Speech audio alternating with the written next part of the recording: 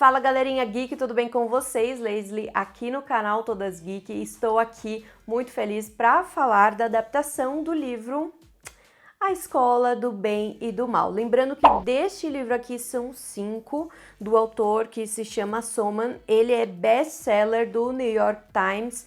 Então, galera, essa história é uma história que já era de sucesso e ser adaptada pela Netflix traz ainda uma grandiosidade que a gente não esperava. E já adianto nesse vídeo que eu gostei muito do filme, tá? E é um filme grande, mais de 2 horas, então tenho muito aqui o que comentar com vocês nesse vídeo, que vai ser com spoiler. Já fiquem avisados. Antes, se inscreve no canal, dá o seu like no vídeo, comenta aqui embaixo o que vocês acharam de Escola do Bem e do Mal e vamos falar de todo este filme, inclusive do final.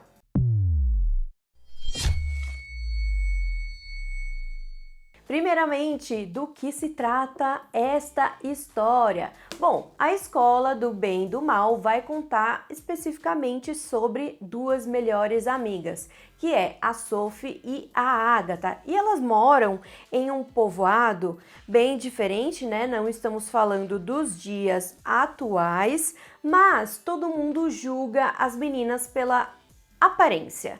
Por exemplo, a Sophie é aquela menina com os cabelos bem arrumados, já a Agatha, ela é aquela menina um pouco mais despojada e todos a veem como uma bruxa, inclusive chamam ela de bruxa.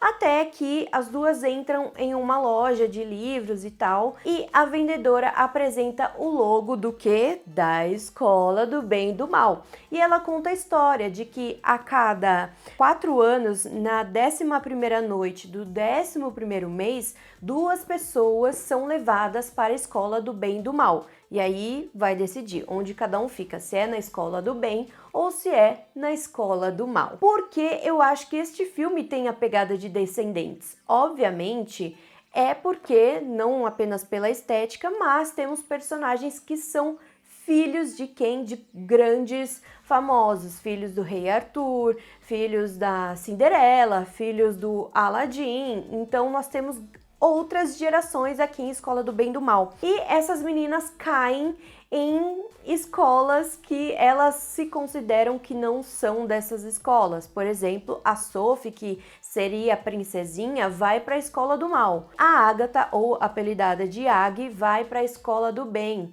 Então, as duas têm jeitos totalmente diferentes e elas falam, olha, eu acho que aqui teve um grande engano, a gente caiu em escolas diferentes, era pra eu estar na do bem ou era pra eu estar na do mal. É um filme que eu achei relativamente grande, mas eu acho que tá muito bem adaptado do livro. Então, a minha ideia desse vídeo não é fazer uma comparação livro-filme, tá? E sim analisar o filme, e é por isso que eu gostei, porque ele não depende de detalhes dos livros. E mais do que isso, né? Já contando aqui sobre o final, sim, teremos uma sequência? Sim, teremos. Por quê? No momento em que as meninas escolhem uma outra alternativa, sem ser ficar com seus respectivos príncipes, no caso da Agatha, ela acaba deixando um portal, que é onde vai ter o quê? A história do príncipe, que é o filho do Arthur. Eu anotei muita coisa aqui para vocês.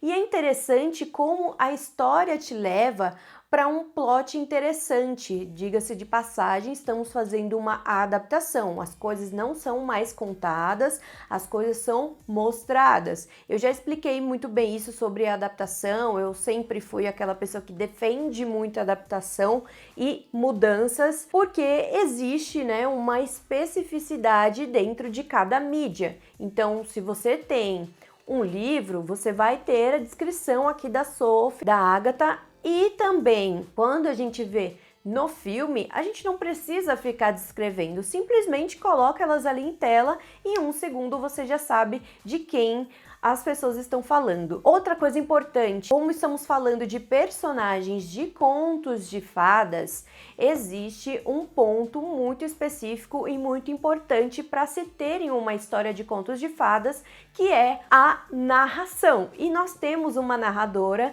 que ela é também uma personagem. E eu acho isso muito incrível, porque até anotei aqui, a narradora, ela não pode mudar o que já foi escrito. A Sophie, por exemplo, quando ela vai descobrir sobre o que ela tem que fazer para sair daquela escola, né, para eles verem que realmente ali é um erro, tem que ter um beijo do amor verdadeiro. Ela mesma precisa escrever essa história. É interessante também quando a Aggie, ela tá junto com o príncipe, e aí o Tedros, ele fala para ela, né, olha, agora que eu já falei essa frase, agora vai ser assim. Então eles meio que ditam o que a narradora vai escrever. Então, a narradora, ela é um personagem também, e eu acho isso muito bom, porque na maioria dos contos de fadas, se não todos, existe uma narração. Nós temos o vilão. Quem seria o vilão do filme, né? Parece até que todos os do mal serão vilões do filme, mas na verdade não. O vilão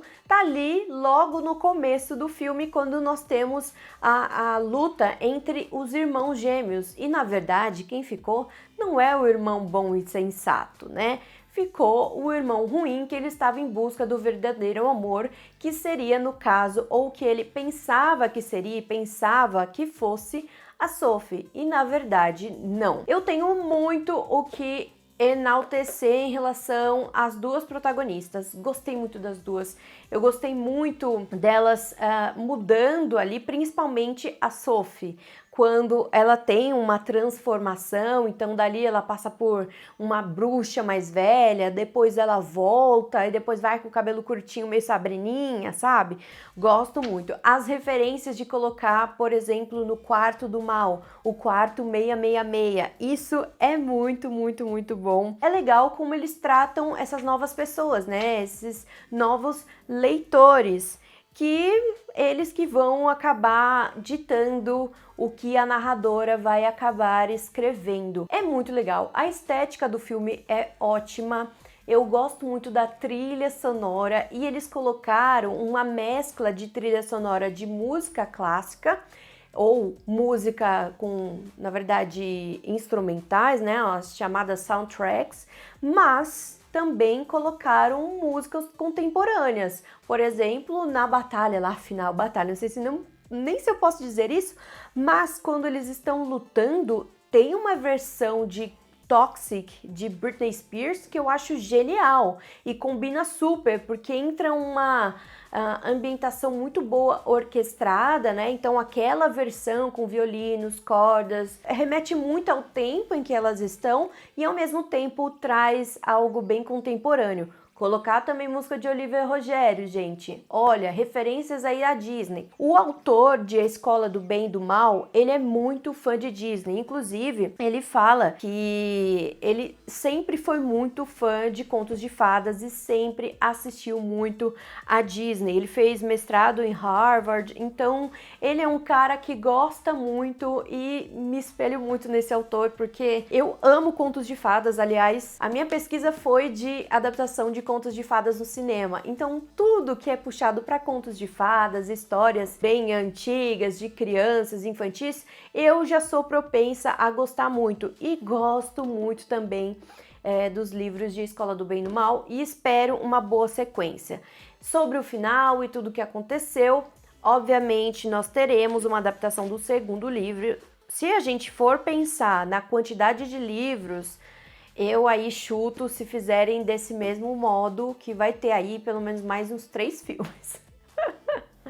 Porque são 5, né? Eles podem até juntar e fazer 2 livros um só. Existem N possibilidades.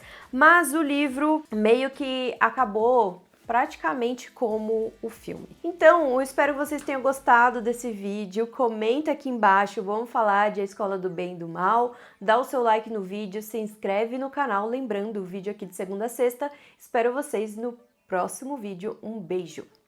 Tchau!